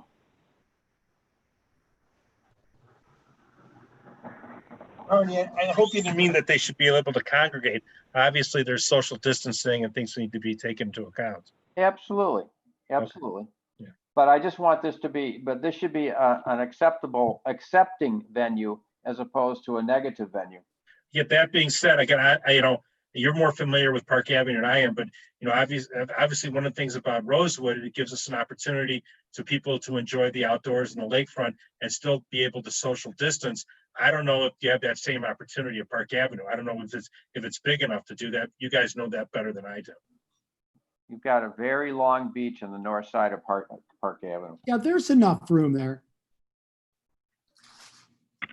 All right, well, staff has their hands full on this. Do we want to go to Millard now? Let's move on to Ravine Drive Beach. Okay, great. So this is our smallest beach. It has the least amount of parking, and it is really designated as a passive beach without swimming or boating or off-leash dogs. So it doesn't have a lot of recreational, formal recreational uses such as the other beaches that we have. So we continue to receive hourly complaints, literally, from residents because I think it has a lot to do with the fact that you can't park down at Park Avenue if you're a non-resident. You can't unless you get a season pass at Rosewood. We've done a good job with some things there, and now people have found Millard Beach. And for a while there, it was very overridden with non-residents up and down Ravine Drive. We closed the gate because it was very unsafe with the cars, the bikes, the walkers. You couldn't even get an ambulance down there if you needed to, not to mention the amount of rule breaking that was going on down at Millard Beach. Attendance is well over 100 at one time, which would definitely not meet social distancing standards. And again, we really think a lot of this was non-resident. So in response, the city already did enforce non-resident parking. There's no non-resident parking in that neighborhood anymore. And this past weekend, the Park District posted signs that Millard Beach is for residents only. And the reason we did this is is because, again, that beach cannot handle the capacity that it is seeing. It just can't. So the gate has been locked, and we've had a park ambassador monitoring it every hour from basically 7 a.m. to 10 p.m. Now, even though we were monitoring this and all these measures were taken into place last weekend, we still had we counted over, at one time, there was over 100 patrons at Millard Beach on Saturday. And people are swimming, smoking, letting their dogs go off leash, pretty much disrespecting all safety guidelines. The park ambassador goes down, asks them to stop, they stop, park ambassador leaves, comes back, everyone's doing it all over again. Again, this is a safety concern that we have not had to deal with in the past. The gate is closed. There is no non-resident parking up and down. But at this point, we are recommending that we need to keep a staff person down at Millard Beach every day. Right now, we're within our capacity to even staff it because we don't have staff, but we are putting someone down there from 11 a.m. to 5 p.m. every day, and we will be checking for residency and enforcing beach rules. This is what our recommendation is starting tomorrow. I will say one thing that we did put on the signage immediately was no dogs on beach at all. However, it's not consistent with our ordinance. Our ordinance technically allows it. This is a passive beach, as I said. It's not an off-leash park, but a lot of people do walk through the beach area. It's not a place to necessarily congregate with your dog, but we will allow on-leash dogs to be there because, again, this is not a swimming beach. It's not a so-called recreation beach. It's more of a passive nature beach that is meant to be enjoyed a little bit differently. So I will entertain, again, questions about Millard Beach. I have two comments. I went down there on Sunday. Number one, with regard to the gate, as you pull down towards Ravine Beach, the gate's somewhat down the road. You can't really see it when you make that turn. And I didn't see any signage up above there showing that the gate is closed and there's no access to Ravine Beach. And I saw a lot of cars trying to struggle to turn around, and those are tight driveways down there.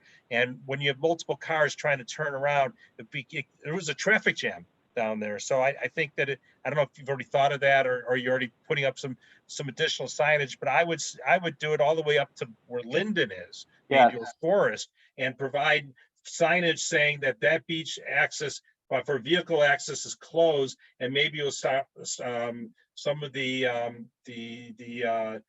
people driving down. They'll stop some of that traffic that I'm sure that's bothering the neighbors and bother me if I lived there, if there was cars trying to turn around in those tight driveways. So that's number one. And number two, when I went down to the beach, I noticed that the kids, especially kids, were walking on the groins and jumping in the water from the groins, and that can't be safe. Like I didn't go that close. So I mean, that whoever you're going to have staffing and down there is going to have their hands full because there's a lot going on down there. You know, Cal, you raised a good point. Let me just bring this up. For Ravinia Festival, when we used to have such a thing, the neighboring streets were barricaded off by a sawhorse and a person, a Ravinia staff person or police aide or whatever it is, at the beginning of the street. And I think, following up what Cal is saying, I think we should post the person way up before they even can, before the street, is it Linden? I'm not sure what Forest is the closest. Yeah, we need to turn cars off so they can make a turn into a street going north or south before they start down and get to the gate. And I think the police the city would accept that. You know, if you live there, of course you can go through. But that's a kind of control I think we have to do there.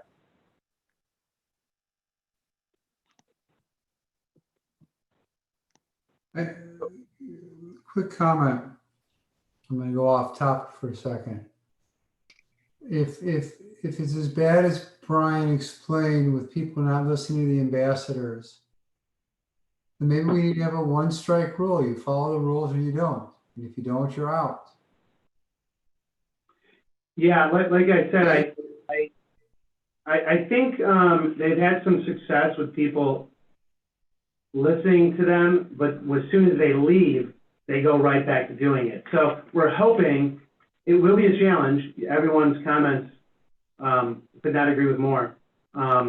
It will be a challenge, but I mean, Rosewood was an absolute nightmare. Even though I've said good things about Rosewood, as you know, we had the high waves on Sunday, and we had all hands on deck on the shoreline. And my recommendation in the future was shut the beach down, because adults, kids, everybody disobeyed our lifeguards and thought it was so fun to be in the dangerous waters. And in those situations, we're just going to have to close the beach entirely, which is not something we want to do. But unfortunately, you know, people just sometimes don't follow rules, and it's unsafe. And safety is the most important. I would also say, you know, I was down there Sunday afternoon, I didn't go to Rosewood, I was at Ravine and Park Avenue, and there were people in the water in the high surf. So obviously that was very problematic, but I think Barney has a very good suggestion, because if you put the park ambassador over maybe at Ravine and Forest, number one, he could divert cars, but number two, he can also check residency there. So whereas it's going to be harder for non-residents to be able to access Ravine Beach if they can't get through that choke point, so to speak, where Forest and Ravine is, because there's really no way around it. And especially if you're a non-resident, you're not going to know how to get around that, how to get the access to Ravine Beach without having to deal with that. So I think, you know, that also, there's people parking elsewhere and then walking there. So I think that's a really good suggestion by Barney, if the city will allow us to do that. We would need then to have probably 2 ambassadors, because then there'd be nobody watching the beach. And I think that we understand, and Yes. this is an expense that has to be borne. Yes. I will say we don't have 2 ambassadors tomorrow, but we will certainly work towards it. Well, I mean, and this weekend's going to be very hot. Yeah. And so I anticipate that people are going to be flocking to our beaches. And there may be somebody that is on furlough that you call back. Believe me, we've called everybody. At what point are we instructing our ambassadors to just call the police? Yeah. Because So if they need the backup, and this is a safety, this is a safety concern for not only those violating the rules, but again, if we're talking about social distancing, that's putting all the residents, you know, in danger. And quite honestly, the last thing we need is ridiculous behavior that results in some kind of, you know, drowning or almost, and then we're in the news for something like that, especially because our park district has worked so hard this whole summer. You know, I just think I'm disappointed to hear about this type of behavior. And yeah, I appreciate that we want to be welcoming, Barney. You know, we don't want to turn people away, but you know, enough's enough too. If they're going to disobey our rules and we don't have these ambassadors, they don't have a presence enough for these residents, it's not good enough for them, you know, then where's the backup? Yep. Well, we are calling the police when they need to, and you know, we'll keep an incident report log of that. However, you know, it's a challenge for the police to get down there as much as we need to call as well. And unfortunately, this summer, it's you know, they're spread thin as well. And we're talking with the police, and every day I have a conversation with the city, and we talk about these concerns, and I know they're trying to help as well. But we do have that ability, of course. That's no different than any facility. Our behavior management policy, if people don't obey and they break ordinance and don't follow rules, we can call the police, and we should. Obviously, we're trying to manage it in-house to the best of our ability. And when it gets to that line, we'll call the police. And we have on some situations. How do the park ambassadors communicate with the police? Do they use cell phones, or do we have, or has the police given them radios? They either call 911 or they call the non-emergency number. So they have phones, with park issued phones. Yeah, but there's a lot of dead places when you get toward the lake. Correct, there is. It's a challenge. Well, I guess, remember the park ambassadors all had police radios.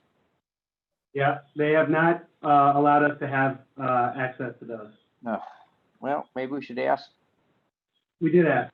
Oh. So that would be something we can address next year.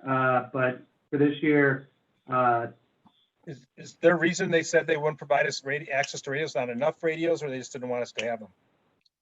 I can readdress it with Gita again, but the main reason was I think they didn't believe that they had enough staff to be radioed, constantly, if that was the concern. So I don't want to misspeak specifically on their exact statement, but we did discuss it with the police chief and with city manager, and it just at the time, which was a few months ago, they weren't comfortable with that, and so I can readdress that. Yeah, I think you should, and obviously, if necessary, we can have a conference call with Gita and with Nancy and the police chief. But we're not talking about them, checking in because somebody is speeding. We're talking about how do they get an ambulance down there if they've got a cell phone in a dead spot. I will say this is probably the only member of the CERT team that is on in this meeting, is that the CERT team has several police radios that they have access to. They're in the van, and also, if we have a staffing issue, there are plenty of volunteers through the CERT team that I would believe would help participate in. And I think that they're really, since there's no fireworks, there's no art fair, there's none of that stuff. There is that group of people that is available to maybe help. So that's something that, again, as a charter member, I just pointed that out. That's a great idea, Cal. Right. I like that because they're adults too. It would just be great to have a oompier presence down there. That's me basically, in uniform. That's scary. Well, in that case, we are so confident that there will be no misdeeds. But I think that's an excellent thought to reach out to them, especially for the high volume days that we're going to have, which would be weekends and holidays. I think that'd be do the CERTs do it for free, or do we pay them? No, it's volunteer. It's a volunteer position. And they have had police training. Yeah, they've had training. There's about 30 to 40 people who've been trained and certified. They have uniforms. They have access to police equipment, i.e., like whether it's radios or flashlights and things like that. And they're trained in directing traffic and crowd management. And that would be a different presence than police. Mm-hmm. Mitch, yeah, it's not as severe as police, but stronger than an ambassador. And I, for one, would sleep better at night knowing there's an extra 100 cows running around. Yeah, exactly. So I'm just saying and what they do is that they'll work a couple hour shifts, and it's something, listen, it's an option, because right now that's what they're built for. That the whole team is created for situations when there's crowd control situations where there's not enough police to address it. Excellent. Yeah, I don't know. Mitch, do you recall if we talked about the CERTs or talked about the radios, anything other than what I had already mentioned? No, I think the CERT option really, let's just say at Ravine, provides us the option to have a presence maybe at that roadway and the turnaround points, because that's really, they're managing more of not Park District property, and they're managing traffic flow, which would then help and allow us, which when we kind of decided what type of resource could we give to Ravine immediately and starting tomorrow, it was a presence that would be more of a resident checkpoint, as well as safety and making sure people are being safe. And that's why we were positioning the ambassador down at the lakefront area more than out on a roadway. We did actually have a lengthy talk about where would it be most effective and kind of that priority piece of saying safety, then access, and then the roadway piece where, so I think the CERT could be potentially, if the city would agree to that, you know, more of a logical presence for them, because it's really serving not just Park District needs, it's serving the whole neighborhood need, traffic flow. Why don't we also ask if they could help on the control of the no swimming rules, et cetera, at Park Avenue? Let's see what else that they might be available to help us with. Yeah. I don't know if they'll extend to that. They're more for traffic and. Okay, all right. Well, they can still do the traffic control coming down. Yeah. Excellent. Okay. Cal, I think we all have to stand up and applaud Cal for thinking of that. Yeah, well, don't count your chicken, so to speak. Let's see what happens. Oh. And you want me out there controlling traffic? I mean, I do it every 4th of July. So No. No, on second thought. And everybody. Okay, Brian, do you have more to present, or? The only other thing, which we could do probably in a minute or two is, I think Chris was just going to give a quick update since, you know, we started summer camp, opened the rec center and in-person programming. I think he was going to just give a quick update on how things are going and entertain the questions on those. Yeah, thanks, Brian. So as Brian just said, we've had some exciting things occur over the last 2 weeks or thereabouts, one of which was the reopening of the recreation center for fitness activity, I'll call it. We've been open for quite some time for personal training, but now we have the ability to allow patrons in the facility to use it for general fitness. At this time, use is not of significance. We're seeing anywhere from about 20 to 30 people per day in our various slots. If the board recalls, we have 90-minute reservation slots at minimal fees to utilize the facilities. And unfortunately, at this time, there just does not seem to be a significant, I don't want to say need, but desire to utilize the facility. And so with that being said, staff is continuously gauging what measures can be taken to bring folks back in, and you will see some changes over the next week or two of operations in order to make folks more comfortable at the rec center. However, luckily we are experiencing a significant participation in our outdoor group exercise classes, which has really been great to see. Staff, Jody, Lauren, and the rest of the rec team is doing a tremendous job. I think as of today, in one of our spin classes, we had 20 participants in an outdoor activity, which, if the board does know, those are some numbers that we're not even experiencing indoors pre-COVID. So staff is very excited about that. Also, as Brian did say, Hometown Camp started last week. As the board may recall, this is our essential need camp, 6-week camp. We have about 40 participants spread over Westridge and Heller in 5 different groups. It's been very great to see all the kids back in our facilities, utilizing our parks, getting that traditional summer camp need, while also internally and operationally knowing we're fulfilling an essential need for the residents of Highland Park. And, that is just as important as seeing the kids in our facilities. Also, athletics continues to offer our traditional baseball leagues, clinics, summer camps, and what have you. We're experiencing numbers pre-COVID and in some capacities and in various age groups above our pre-COVID participation levels, largely due to the fact that overnight camps aren't going as much as before. Families aren't traveling as much and what have you. So it's been really great to see. Right now we have over 200 participants registered in all of our youth leagues, basically 14 on down through 5-year-olds for parent taught. So that's just a really quick snapshot of all the things that have transpired over the last few weeks, and I'm happy to take any questions.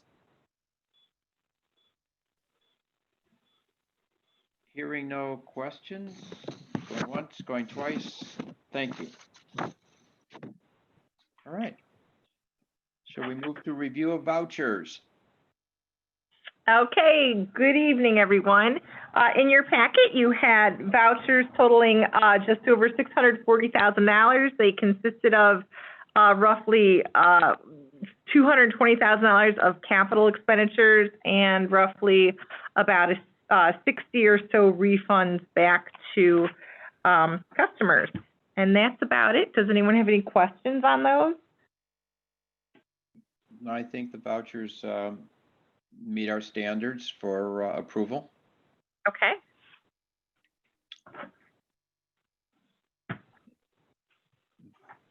Thank you. Unless a member of the board wishes to have a closed session, I don't believe any is necessary today. Hearing no objection, is there a motion? Are we prepared to adjourn? Move to adjourn. Second.